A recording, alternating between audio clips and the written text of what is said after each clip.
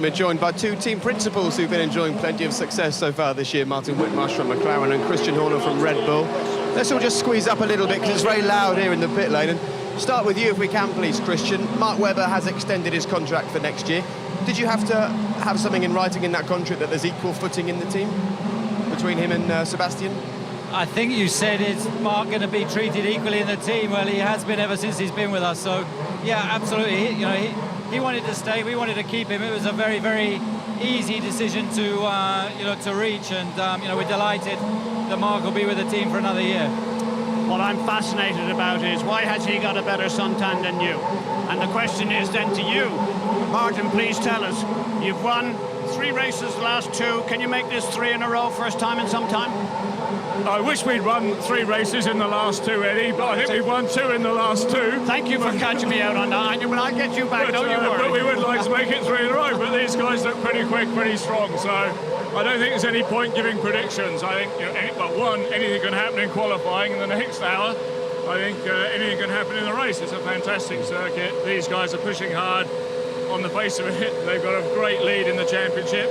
I think we're just going to try and win as many races as we can, and they're not going to make it easy for us, nor will Ferrari. I'm a little bit concerned. I heard you earlier on Radio 5 Live talking to Stefano Domenicali. It seemed like a love-in. You two were cuddling before we joined you on air. What's going wrong with Formula 1? The team principals seem to be getting along. Well, there's a lot better class of people in Formula 1 now than there used to be, as you know, David. I think that's a reference. I'm definitely on your case from now on. Any time that you've seen me nice about McLaren, they're over. You've never been nice about off. McLaren, Eddie. Hang on. Give us about 15 minutes and it'll be business as normal. Well, that'll be a good thing. And let's talk about the way the business has gone, because it really does seem like both Ferrari and McLaren have caught you guys up in terms of the development race. Is that because your car is so good, the changes that you can make now are marginal, whereas the other guys have had bigger leaps to make throughout the course of the season? What do you put that down to? Well, I think that's deceptive, because I think if you go all the way back to Melbourne, we've had close company, whether it be for McLaren or Ferrari, at pretty much every single Grand Prix. We've just taken our opportunities, we've grabbed them with both hands and managed to deliver upon that. So we're now, at a stage of the championship where the teams have converged a bit, and you've got 5 or 6 drivers that come to each Grand Prix with a genuine chance of be able to challenge for a win. And how are you motivating your team to believe that they can still win, the drivers, the constructors, or both of the World Championships with the gap so big?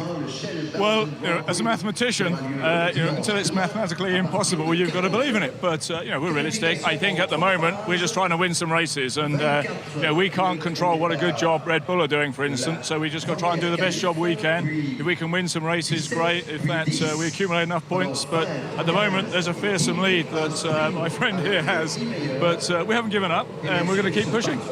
Christian, you've had, by your own standards, pretty miserable return for points here at this circuit. What are you going to try and do to change that around here?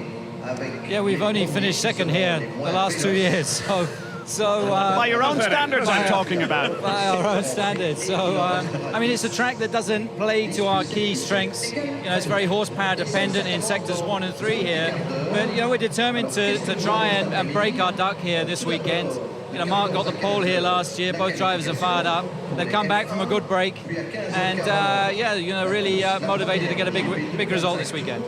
We know you're both motivated, your teams are both capable of winning, but what is the underlying pace telling us from Friday and Saturday morning? What is your strategy saying? What is yours? Well, again, they've got a very small wing, so we've had to put a very small wing on. I hope we both got it right, particularly this afternoon, but I think I can't tell. We've had a break. People have put some new parts on. You can see a lot of flow viz going on the car, which is to people like him and me who don't understand all these things. Clearly there's a lot of new parts, and I think in the running we've had so far, you'd say that Red Bull, Ferrari and McLaren look reasonably strong, but I wouldn't dare to call it, and I don't think necessarily qualifying conditions. We're in a little bit of sun, just about going, but I think it's likely to be damp by the time we get qualifying in a minute, and I think again it'll be being on the track at the right time with the right tyres, driver doing a great job to make sure we can get through qualifying.